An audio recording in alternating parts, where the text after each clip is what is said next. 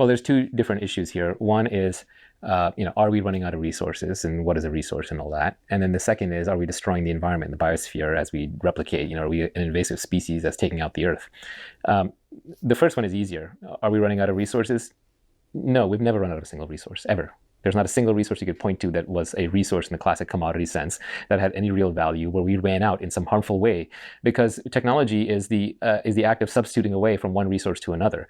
As we ran out of burning wood, we started burning coal. We ran out of coal. We didn't run out of coal, but we went from coal to oil. And before we could even run out of oil, despite all the peak oil nonsense around the year 2000, we've gotten nuclear, we've got solar, we've got wind.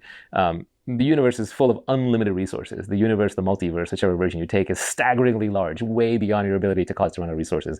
We haven't even wrapped a Dyson sphere around the sun and extracted all of that energy. There is unlimited energy. Even in the so-called empty cubic meter of space, there's plenty of energy. It's literally just a question of knowledge. Dark matter, dark energy equals MC squared, nuclear fusion. There's unlimited energy. The only thing that's holding us back is knowledge. The same is true of any resource. Are we running out of wood? No, we can grow wood. We can grow unlimited trees. We can plant unlimited trees. So eventually we might find a future civilization may be able to synthesize trees, maybe able to synthesize long dead trees. So it is always a question of knowledge. So that should put the resource argument to rest, although it won't, because there are people who are dogmatically committed to the idea that we're running out of resources, and they're not fallibilists, to use your earlier phrase, and they're not going to revise their worldview based on mere logic. But then the question is, are we destroying the Earth? Well, that's a little more subtle. The Earth is a little hostile to us to begin with. The actual natural state of the Earth would support a population of hunter-gatherers that numbers in the millions, not in the billions. So we're already well past that. And we might actually save the Earth in that long term. We might stop the next heavy bombardment. We might stop the next asteroid from hitting the Earth.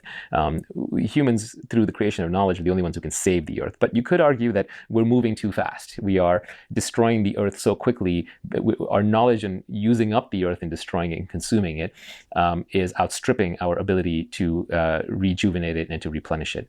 And I think there's a debate, but I think the people who tend to win that debate are they're just looking at the things that are right in front of their face and not paying attention to the larger picture, and they tend to be rather dogmatic or religious in their beliefs. But I think the reality is mixed.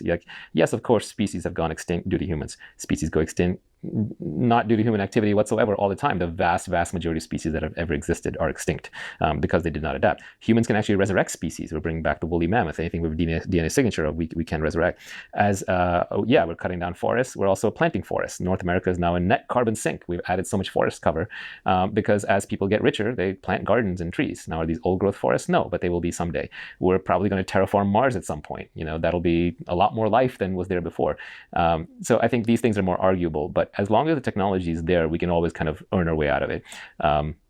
If climate change is an issue, and it's hard to discuss because it's become so politicized, we can carbon capture out of the environment. But I think there are people who view the world as like this idyllic, perfect place, and that we just came along and ruined it. And anything we do in any direction ruins it, whether we try to save it or whether we try not to save it.